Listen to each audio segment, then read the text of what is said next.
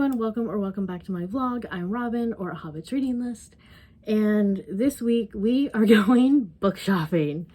Only one day, but still, we're gonna hit up a lot of bookstores.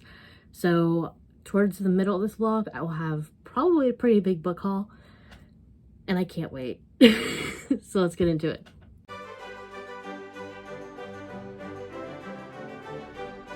So today is Tuesday. I am working from home, which I love, even though it does mean that I lose like 2 hours of, driving time, which impacts my listening to audiobooks. I'm okay with it, honestly. Like, I don't really like my job. Well, I don't like my career. My job is probably the best that it could be for still being in my career.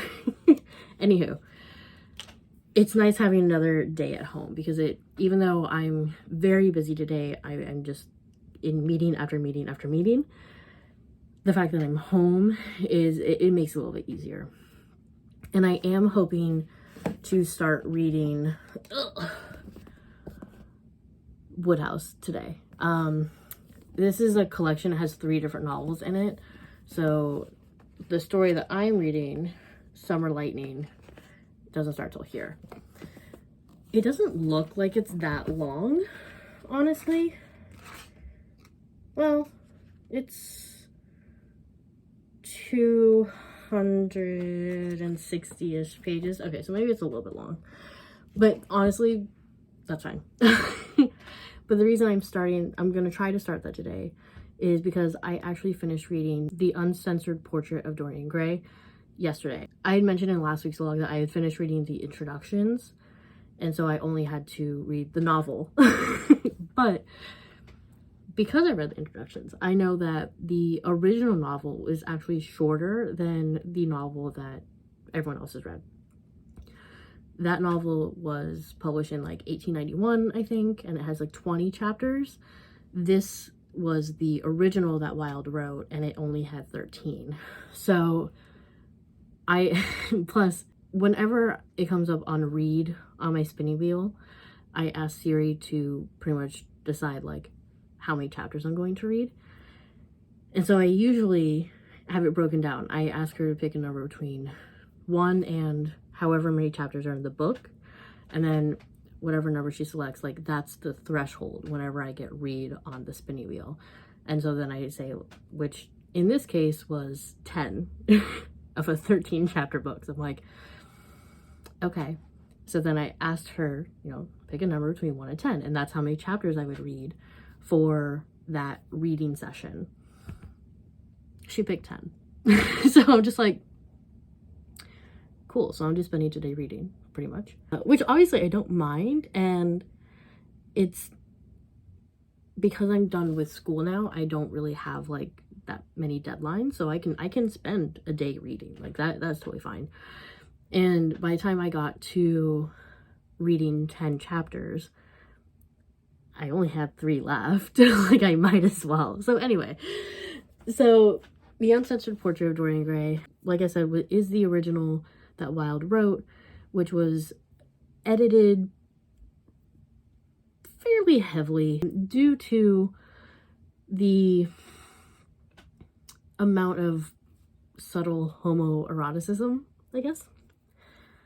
And honestly, like, I was expecting it to be way more queer. Like, because of the introductions, I was like, oh wow, Wilde must have really like cut out some stuff, like some like hand touching or maybe kissing or something. My expectations were too high. There wasn't any of that. Like, there was definitely, it was more acknowledgement of like romantic love between 2 men, but that's about it. And so for modern day readers, it's like, okay, sure.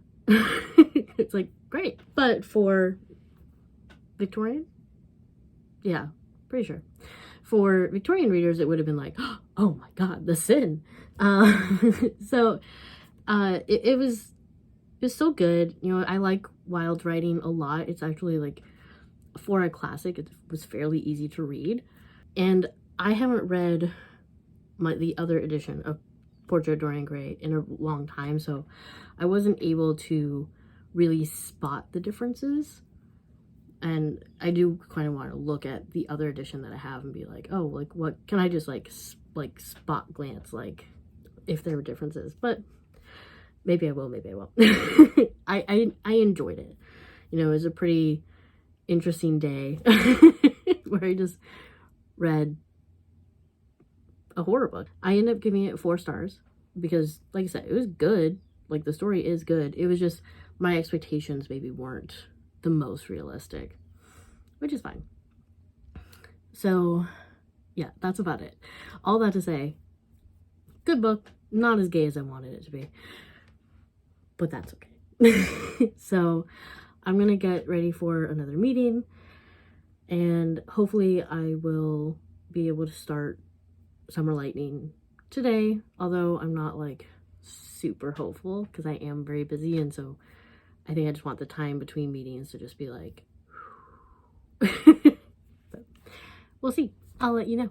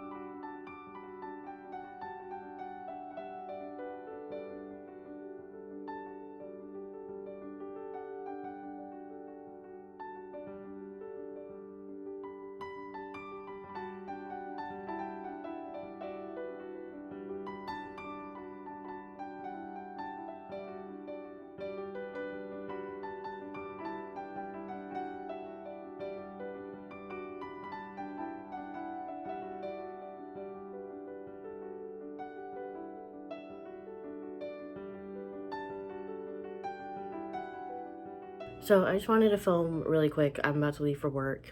I did get a lot of books yesterday. Stephanie and I went to 3 bookstores. One of them was Myopic, which is a massive used bookstore.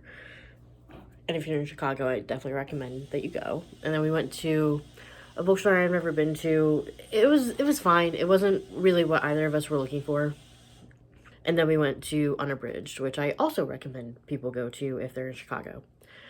So I will do my book haul probably tomorrow because I don't have time to do it. I think I got like 11 books. So I will do that in the next clip. But I did want to sort of pop on and talk about Mr. Perfect on paper. I'm not super enjoying it. I'm like 33% through, and the main character is very annoying. And I'm also not like a huge fan of the writing style. And I mean specifically, like, there's a lot of telling, and not just like about the interactions between characters, but also just a lot of explaining like the different Jewish aspects, which like part of me understands, but I think that it could be done in a different way. Like, obviously you can't assume that the reader is Jewish, knows about Judaism. Like, I understand that, but it's very much like Dara spent every Shabbat with her bubby. Shabbat is the holiest day, and it happens every Friday and into Saturday, and you light candles for it and you pray, and bubby means grandmother. Like, it's very much like A plus B equals C. Almost. Like, it's very formulaic, and I think that it could be, the explanations could be woven in a little bit more. They could be shown. Like, that's the thing. Like, they could be shown. And so if it was just with the Jewish aspects, I probably wouldn't mind as much. But it's also, the main character has generalized anxiety disorder and has been diagnosed since she was like 15 or something, which is fine. I always appreciate representation. But that sort of explanation is also happening for anxiety. And it's just like, obviously, I know a lot about Judaism. Maybe not so obviously. I also know a lot about anxiety because I have it. And so it's a little annoying. And we're like 30% through and the plot hasn't really like taken off yet. Like it started, like I was describing it to Stephanie yesterday. We're on the edge of the cliff and I can see the plot, but we just haven't jumped at 30% through, which I was like, really? So yeah. That's the only reading update I have. Today I'm going to start the Wodehouse book, so I will have more, and then tomorrow I will do my book haul, but I have to head to work now. So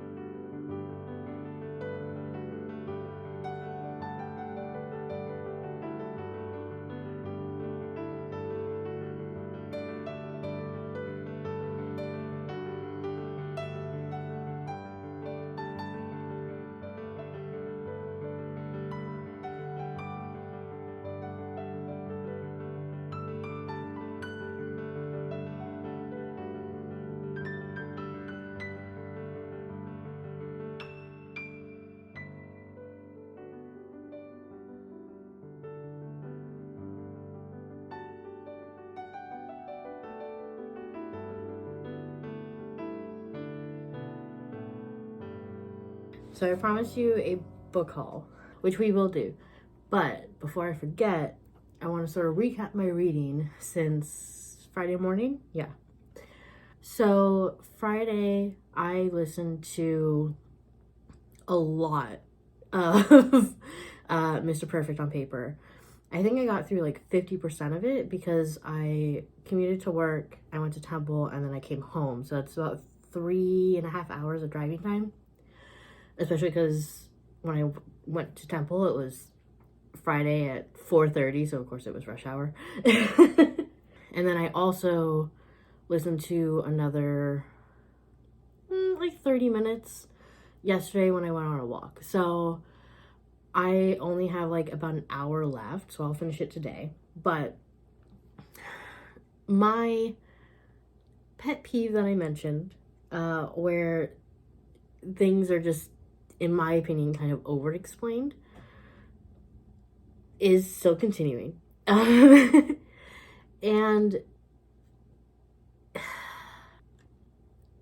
I guess I'm not a huge fan of the kissing in the book, which is weird. There hasn't actually been an actual kiss between the two main characters. The female main character, Dara, is dating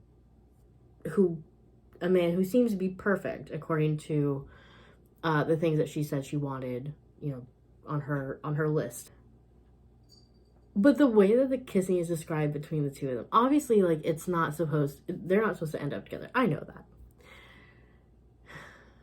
But Dara is making such a big deal about, like, the kiss not tasting right. And that seems like odd wording to me. Like, I understand a kiss not feeling right, because that can mean lots of things. But taste, and like,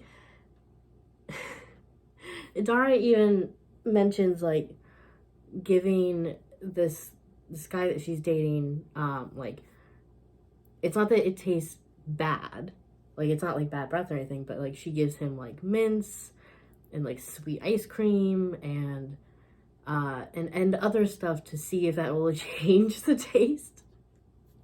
And so to me, it's like, okay, interesting. So yeah, so that kind of bothers me a little bit. But I only have an hour left. I know we're getting to the big, like, declaration. So I'll be interested to see how it's going to go. Overall, I think this book is just, like, overly dramatic. And I don't mind that. Obviously, you expect a certain level of drama in romance books. But this just seems, like, over the top in all sorts of ways. And that's not necessarily a good thing. So yeah, that's kind of where I'm at with that. I'll let you know in my next clip what my rating was, but I am predicting like a 3.5, maybe a 3. Other than that, I read the first 2 chapters of Summer Lightning, and I will read more today, but I'm enjoying it. I like Blanding's Castle, which is a series by Wodehouse. Summer Lightning is... I'm not quite positive what the plot is yet for Summer Lightning, because I don't look them up. Like, I don't read the summary or anything, because I want to go in completely blind. The only things I do know is that it is first appearance in novel form and first appearance for me of the Empress of Blandings, which is a pig who is in the running to win the county's biggest pig competition. I don't know. As well as Galahad, who is the Earl of Emsworth's brother. And there's 2 different romance plots happening. And there's gonna be some mix up. Not like between the couples, but there's gonna be some misunderstandings between them. So yeah, that's about it. The first 2 chapters were pretty funny. Honestly, it's nice to be reading a Wodehouse novel again. I think that's where he like really shines, especially because he does a really good job like building the tension and the hijinks before it kind of like snaps. So I do really enjoy the novels, especially Blanding's Castle. I like most of the characters that are in it. So yeah, so I'll read more today. I probably won't finish it because it is a novel. And then, so last night we went to our friend Elissa's house for a fire, and I could have brought Summer Lightning and read it until the sun set and it was too dark to read. Or I could have, which I did do, bought a completely separate book on Kindle that was not on my TBR and read the whole thing, which is what I did.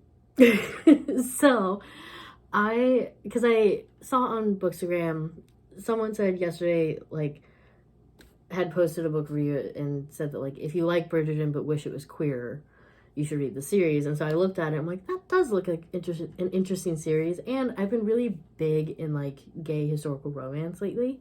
So I went ahead and bought the first book, and I read the entire thing last night. So it was called A Husband for Hartwell, and the start of the series, it is the Bucknell Club series, and so each book features a different character from this society club, the Bucknell Club. And the first one is about William Hartwell, who is the son of a duke, and he is sort of being pushed into getting married. In this world, same-sex marriages are accepted amongst the peerage. I don't know about, like, in the common classes, but in the peerage, they are accepted for, like, second sons and daughters and stuff like that. If you are the firstborn son or the only son, you are expected to marry a woman, because the idea is that you will then pass on the title to your heirs, and you can't have an heir, apparently in this world, if you have a same-sex marriage. So William Hartwell is an only son, and his best friend Rebecca, they've been expected to marry pretty much their entire lives. They have no interest in that, but they're kind of like, well, I mean, we could get married and just be friends and then have our own, you know, dalliances on the side. But Hartwell has always been a little intrigued and interested in Rebecca's younger brother, I think he's like 2 years younger. Or, no, 4. He's 4 years younger than them. His name is Joseph, but his name is Joseph Warrington, but he goes by Worry.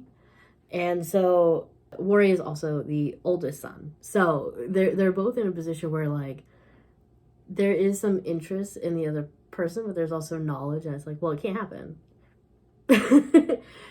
There's also some drama with Worry because someone that he thought had been a friend has a letter that Rebecca wrote that was very, like, explicit, and he's using it as blackmail to get Worry to marry him, despite, you know, the things. And so there's that whole sort of, I wouldn't even say subplot, it's pretty important. But Worry and Hartwell have a very, like, antagonistic relationship. Like, they tease each other, they banter, but they both very easily, like, cross the line and really hurt the other person. So there's a lot of baggage there. So it was really interesting. I obviously enjoyed it because I read the entire thing in like 5 hours. But I have not rated yet, but I'm going to guess that it's going to be a 4-star. I will put the correct rating, whatever it is, on the bottom of the screen, but that's sort of my guess. So those are the books that I've read this weekend. Now I should finally get to the book haul.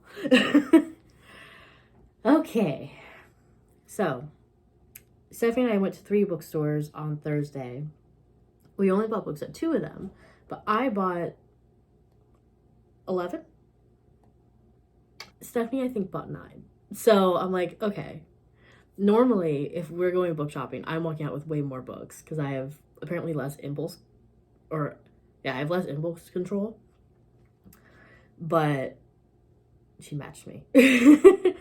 So I'm just gonna go from the top. I had 2 bags worth. So I have Henry Miller, which is The Quiet Days in, I think that's Clichy? I don't know how to pronounce that word. And The World of Sex. So they are novels. Quiet Days is a sort of a love letter to Miller's days in Paris. And it says it is a pleasure book and can readily serve as an easy introduction to Miller's longer, more complex works, which I don't think I've read anything by Henry Miller. So I am looking forward to that. And then The World of Sex is essentially his speculations on sex. And it attacks the obsessive American preoccupation with acceptable snide smut in favor of an open reverence for the sex life. So I picked this up, I'm like, that sounds really interesting. So I have that. And then I also have Indiana by George Sand. This is about a girl named Indiana who rebels against the shackles of her marriage only to fall unwisely in love with a womanizer who even compromises her maid in Indiana's own bed. This just sounds so drama-filled, but also, like, it says it's shocking, erotic, and lushly written. So I was really intrigued by this, and I don't know what it's gonna be like. I'm hoping drama-filled in, like, a good way, not like, you know, Mr. Perfect on paper. And then I got 100 Boyfriends by Brontez Purnell. So this is about, I don't know if it's a group, I mean, at least a couple characters who are trying to figure out how to exist in the world as being Black, broke, and queer. Apparently this writer is very witty and sort of dry, and I don't know, it just sort of grabbed my attention, but it doesn't say a lot about what the actual plot is. It just says it's a revelatory spiral into the imperfect lives of queer men desperately fighting the urge to self-sabotage. I'm like, I know that urge. Obviously in a different way, but I do know it. And then I also picked up Yekl and the Imported Bridegroom by Abraham Cahan. I think this was, so Yekl and the Imported Bridegroom came out in like 1896 and 1898. And it's sort of compared to Shalom Alechem's work. who was a Yiddish writer about, shtetl life. I think it's similar vibes, but the setting's obviously different. It takes place in the tenements and garment factories in New York City, and so it's definitely a very different vibe, but I think that it'll still be interesting, still be sort of, I would hope, heartwarming in the way that Shalom Alecham's work is. Although, if it is similar to Alecham's work, it'll also be sad. But that makes sense. So yeah, I don't know. I just saw this and I saw Yekl and that grabbed my attention, and I think this could be interesting. I guess we'll see. Yeah, I don't know a lot about it. It was just whenever I go to used bookstores, we got all these that I'm about to go through at Myopic, which is a huge used bookstore. And so when I'm at used bookstores and I see something like this that grabs my attention, I kind of just buy it because this was only $5.50. So I also picked up Board Gay Werewolf by Tony Santorella. I guess this might be like unsurprising considering I just finished reading the Green Creek series, but I saw Gay Werewolf and my attention was snagged. And this was $13.50, so a little bit more expensive, but that's okay. So pretty much, it's about this guy named Brian, who's a bit of a slacker, and it says he struggles to manage his transition to adulthood almost as much as his monthly transitions to a werewolf. But he meets this guy named Tyler, who has a plan and sort of convinces Brian to join his pack that he's forming. But it's a little bit like his plan that he has is a little nefarious, and Brian's like, well. So it says that Board Gay Werewolf is a smart take on the doomsday logic of late capitalism and the complicated medium point of masculinity and sexuality. More than that, though, and like Scooby-Doo with Grindr or Stranger Things with sex and ennui, it's a buddy novel about finding your pack, the power of friendship, and learning how to be comfortable in your own shaggy werewolf pelt. So, I was intrigued. I couldn't help it. And then, finally, I did buy one other book besides this last one, but I'm not going to talk about it because it's a gift. I got Treyf by Elissa Altman. So this is a memoir of the author's life as an Orthodox Jew. Or, well, she says unorthodox outlaw. But it's pretty much her exploring the different, traditions and values that she was raised with and whether or not, she agrees with them. I have this thing where I just have to buy any Jewish book that I find. Just because they aren't that prevalent. So the memoir, I think it'll be interesting. I've read a lot of different accounts, both nonfiction and fiction, of people who grew up Orthodox and sort of stepped away from that. So I'm not really expecting anything super surprising, but I do still enjoy reading them and learning about a different culture that I've not grown up in. So for the other bookstore, I also took Stephanie to Unabridged, which is the queer, well, it's a bookstore in Lakeview, which is queer. I'm not going to say it's a queer bookstore, but they do have a huge queer section, in the back corner. And when Stephanie and I got there, she was gonna look around because she's never been there. And I was just like, all right, well, you have fun. I'm just going to go to the queer section, and you can find me there. And that's where I stayed the entire time. Because I didn't really need to go to the other sections. I did enough damage in the one. Okay, so you'll also notice a trend with 4 out of the 5 books. All of them are historical fiction. Except for one. Just been a really big, queer historical fiction mood. If you couldn't tell by my impulse book. So, I got Proper Scoundrels by Allie Therin. This is apparently a spin-off from Allie Therin's, like, other series, but it takes place in 1925, and one of the main characters, Sebastian de Leon, had spent 3 years under blood magic, I guess being controlled and being forced to do these horrible things. And now that he's free, he's trying to make amends, and he discovers that the person who was controlling him is potentially going to go after Lord Fine, who is also someone who saw Sebastian, like, at his absolute worst. And so he tries to help Lord Fine, and he doesn't really want Sebastian's help, but there's something about Sebastian that's intriguing. And so they sort of team up to take down this killer, and they end up, being interested. So this is the start of a series, and I don't know. So many books were jumping out of me that day. It was a good book day. Good series day, too, because I think most of these books are series. And then I got a rule book for Restless Rogues by Jess Everlee. So last time I went to Unabridged, I got the first book in this series. And I really want to read this because I have questions. So this takes place 2 years after, what is it? A Gentleman's Book of Vices, or Rulebook of Vices, I think.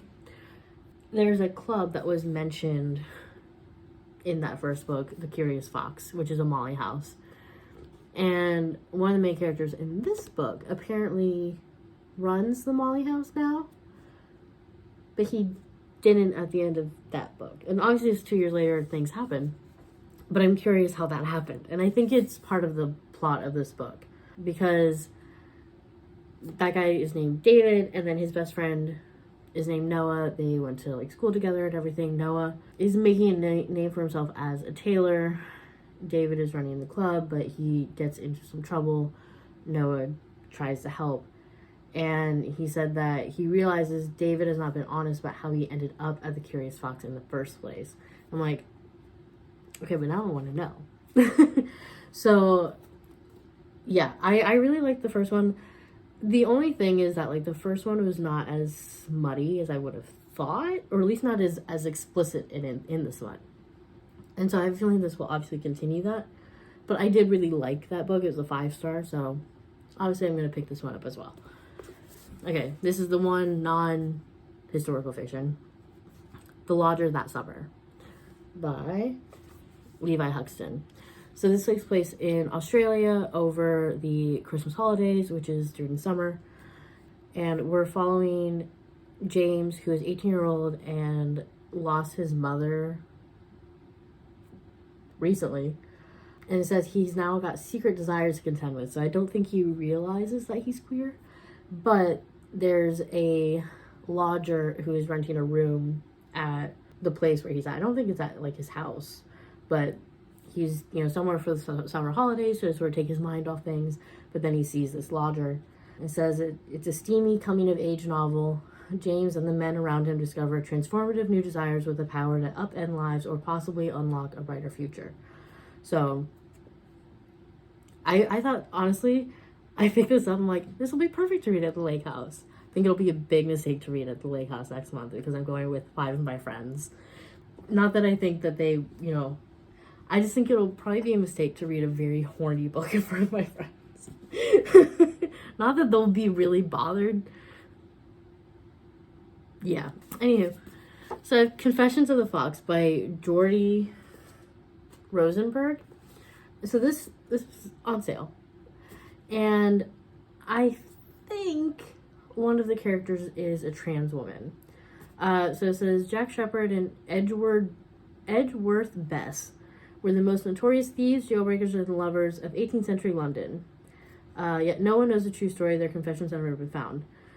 Until a scholar discovers a manuscript, and it says, a gender-defying expose on Jack and Bess's adventures. So, I think one of them is probably trans. But, I thought that this would be really interesting. It was on sale. And, I don't know. also historical. Pretty much any historical book I was kind of just picking up because I was in that mood. And then finally, this is a very long clip. Finally, I got A Nobleman's Guide to Seducing a Scoundrel by K.G. Charles. So this, I believe, is the second book in a historical fiction series. I have the first one, which I don't remember what the title is. I'll put it up. But I have that first book. I haven't read it yet. And this seems similar. It doesn't involve the same characters. But it does. It is sort of a natural enemies to lovers. I think it's an earl and a smuggler. Yeah. But they have to team up and work together, and they end up developing feelings along the way. You know, all of them do. Because I like happy things. So that's it. That's my book haul. And I have to, I'm late to leave for work. So I have to go. But I will come back tomorrow and let you know how, like, what my rating was for Mr. Perfect on Paper and if I read any more. But yeah.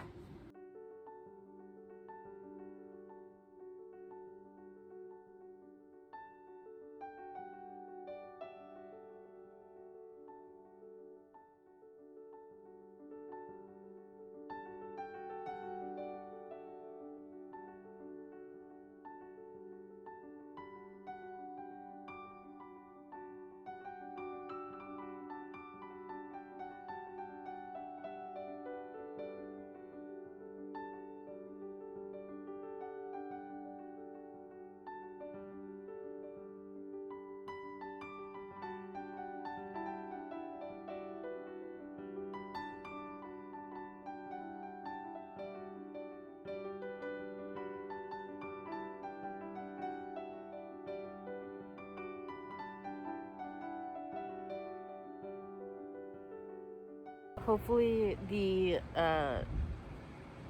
air conditioning thing is not too loud, because I can hear it, but hopefully it's okay.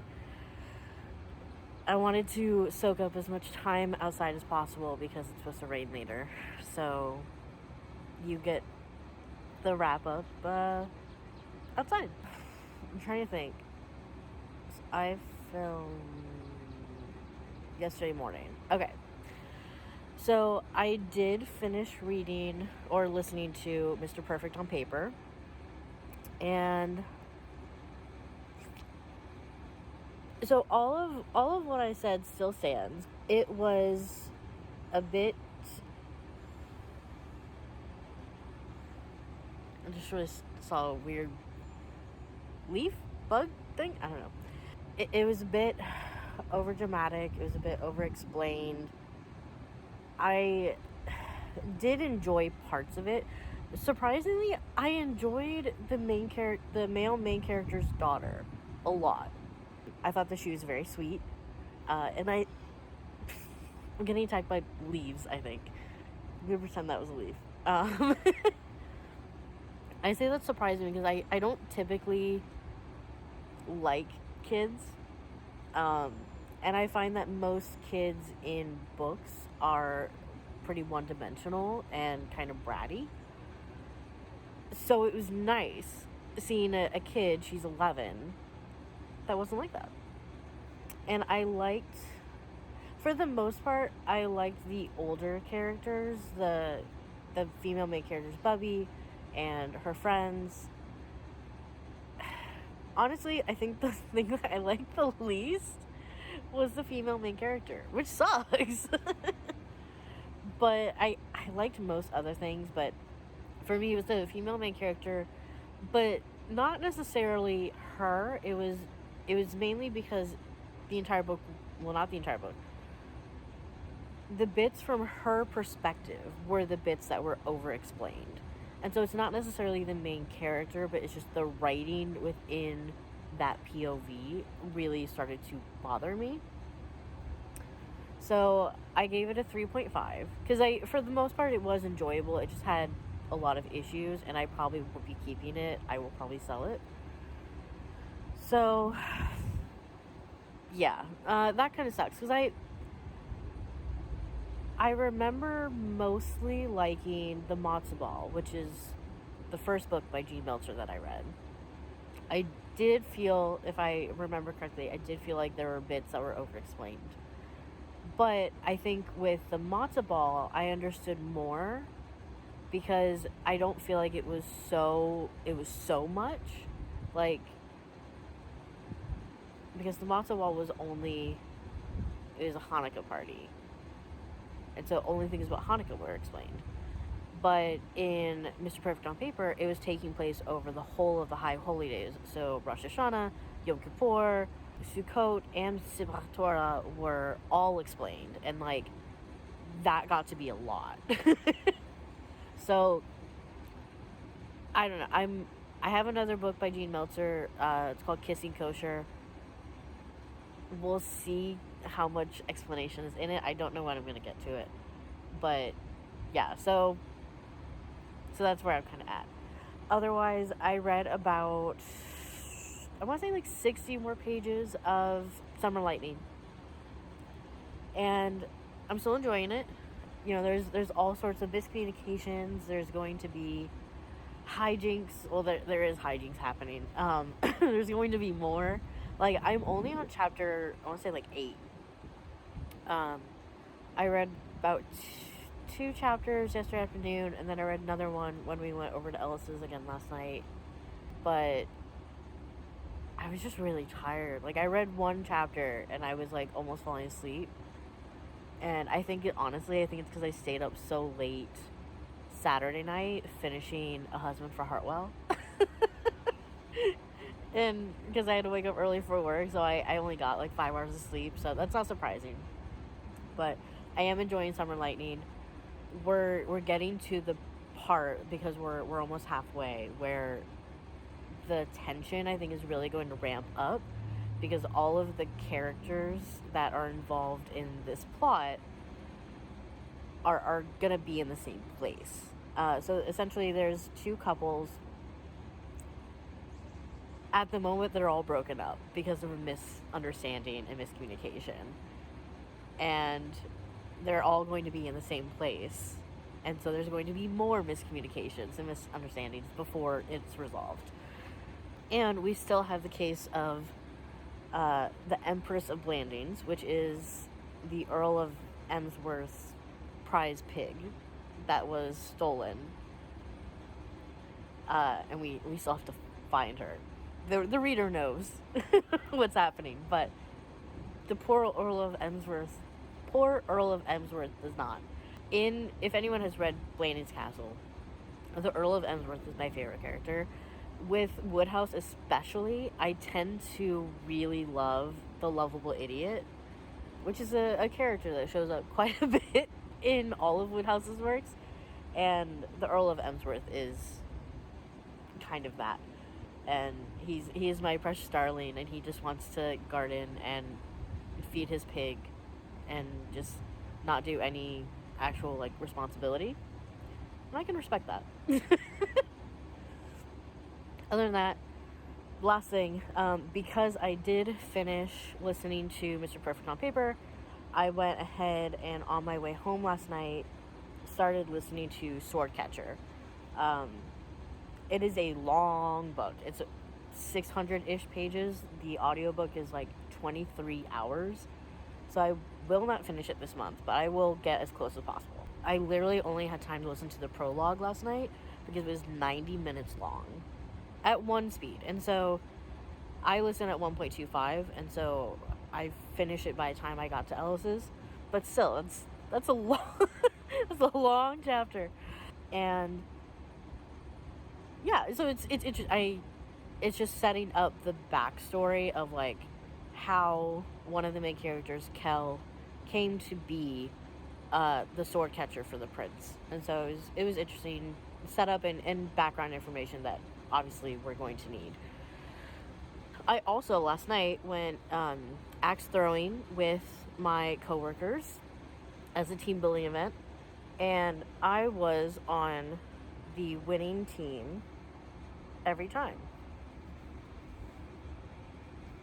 Okay, just making sure I wasn't wearing my pants inside out.